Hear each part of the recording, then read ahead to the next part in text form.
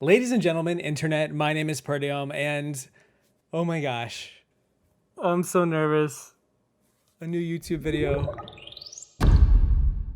Years ago, I talked about 10 of the best Final Tribal Council performances in Survivor, so now let's talk about some of the worst. And before I get to number 10, I want to quickly explain there's gonna be a few notable exceptions for this video that people are going to be confused by. This top 10 ranking is about the players who basically stood no chance to win and still bombed the final tribal regardless. At some point I want to make another ranking all about the players who I think would have won if they had put up a good performance, but instead possibly blew a lead. Because honestly, I had trouble deciphering which is worse, bombing a performance where you never stood a chance to win but said a lot of dumb things, or blowing a performance where you did stand a chance to win, maybe even were the front runner, but still lost anyway. To answer this dilemma, I'm just gonna make two videos. Enjoy. Now, if we're talking about honorable mentions that almost cracked this top 10, I found this particular player's performance to be one of the more complicated ones, and that is Steven from Tokensheens. It is abundantly clear that the jury were never interested in voting for Steven, so he was running into a brick wall, but I personally didn't dislike most of his answers when he was able to explain himself. The problem I have with Steven's performance and why he is this high at number 11 is his interplay with JT and how worked up he gets. JT masterfully pulls off this aw shucks persona, and Steven falls right into his trap. And I think saying he'd take Aaron to the final two and then saying his friendship with JT meant more than winning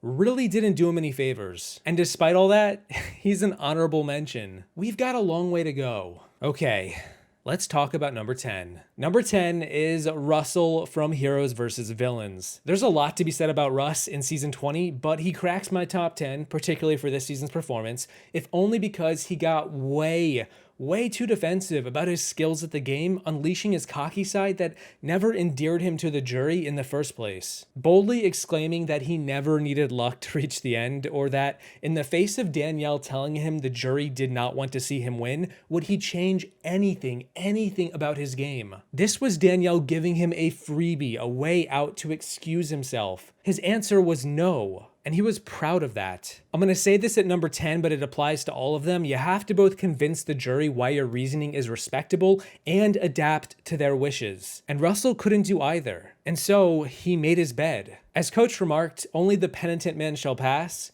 And Russell unwittingly took both blades to the bitter end. I'm not gonna sit here and tell you what you wanna hear. I'm gonna tell you the truth. But after hearing what all of these people have said and how you're not going to get any votes. Nobody respects the way that you played the game, Russell. I wouldn't change anything, and I don't regret it.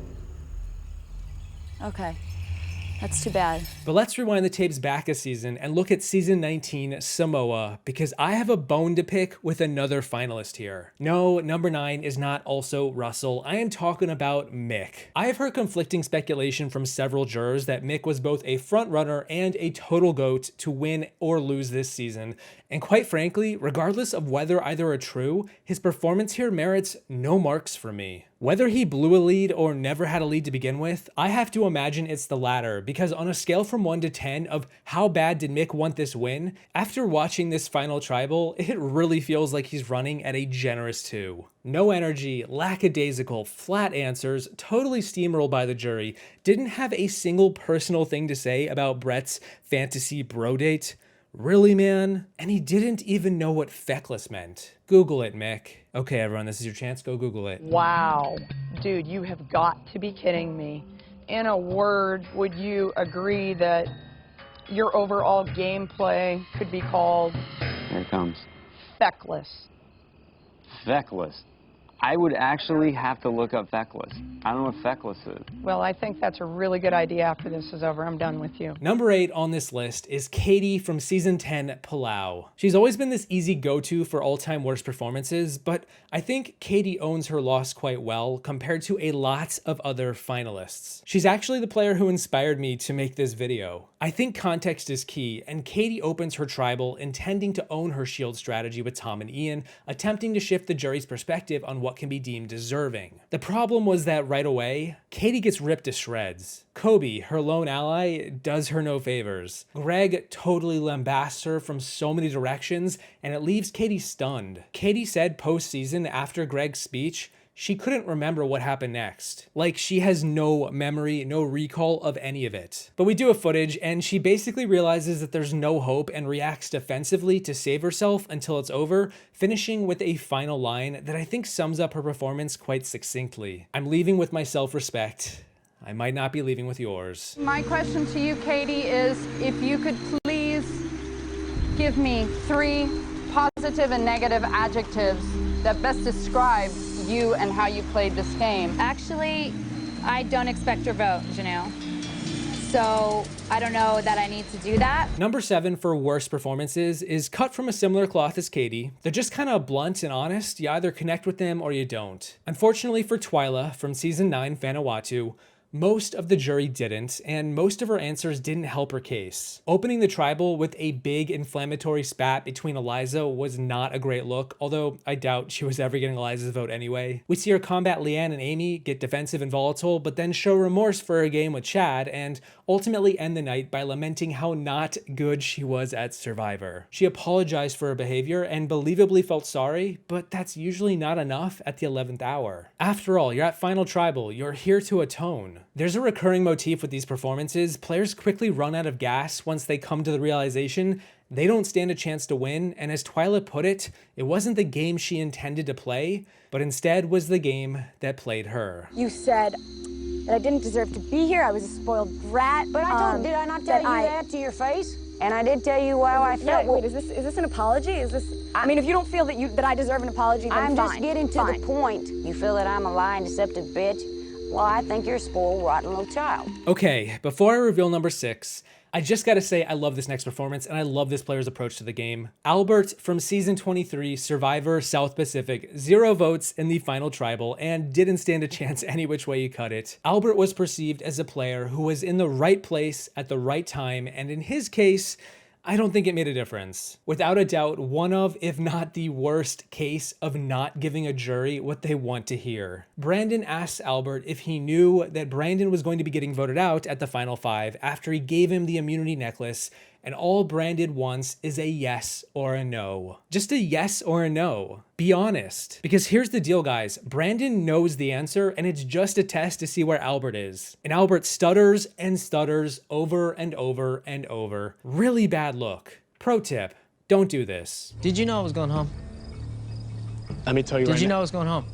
I'm going to tell you. Did you know I was going home? Yes or no? This is the answer to that question. Yes or no? I was told. Yes or no?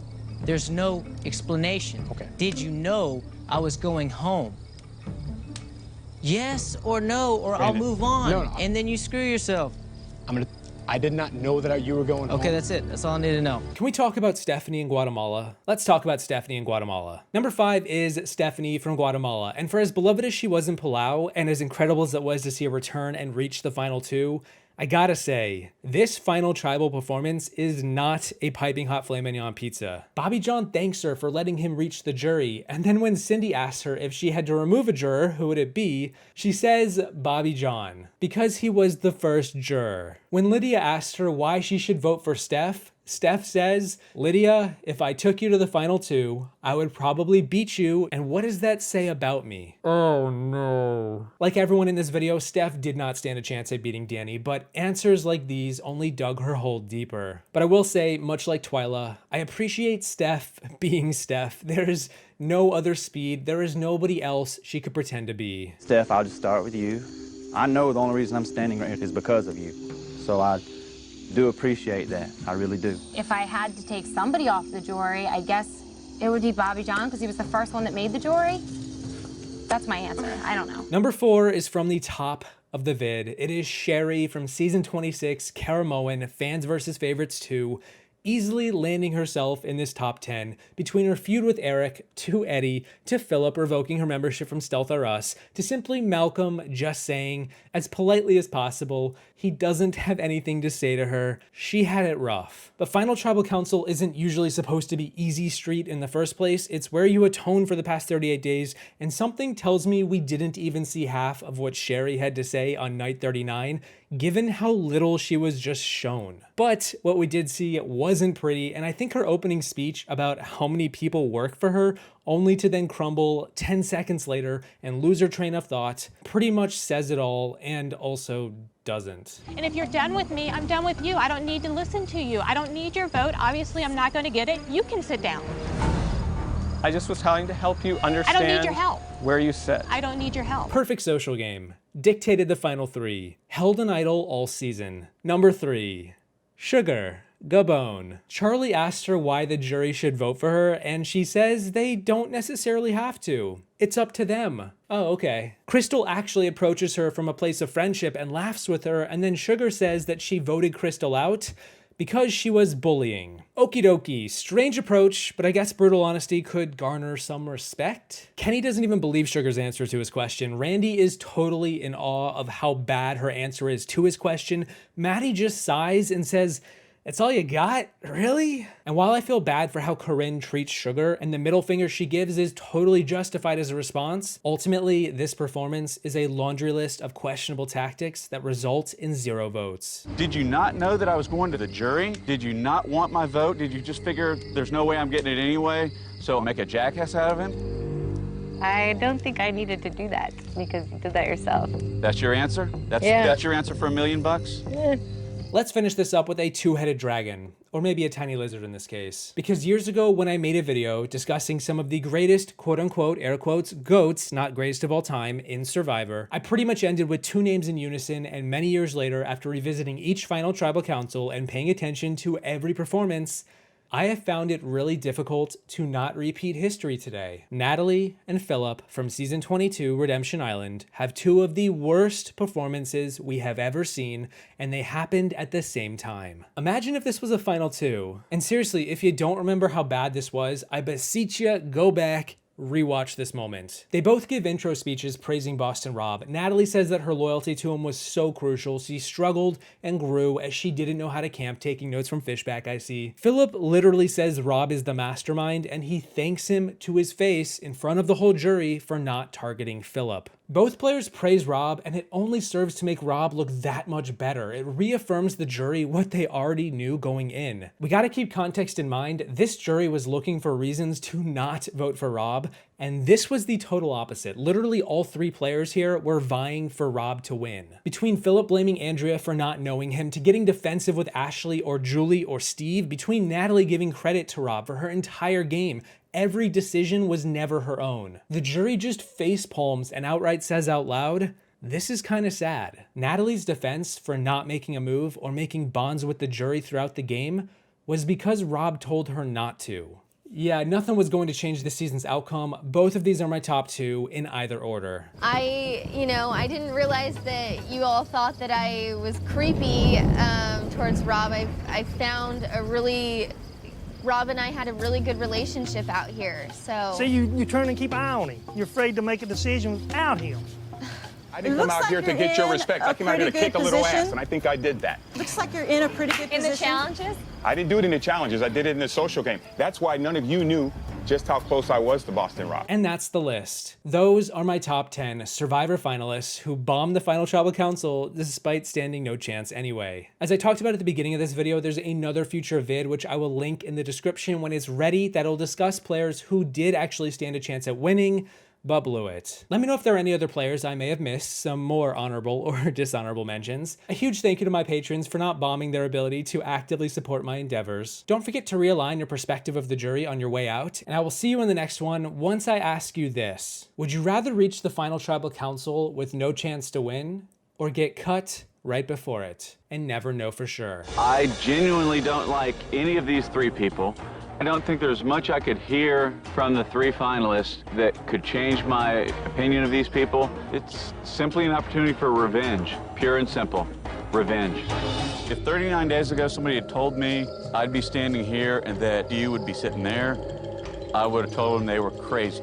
You said at least once that you felt sorry for me. Just elaborate on that a little bit. You're not happy, you're sad, and I genuinely really felt like I wish I knew how I could help you. You were a jerk. You were a jerk the whole time. Sorry. Okay, well, You lose too. All right. This is the chance right now for $1 million, and please don't make me vote for Susie because she is the only one that didn't laugh. I didn't mean to embarrass you.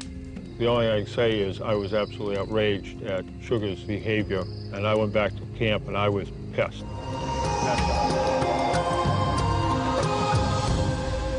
All three of you, kiss my...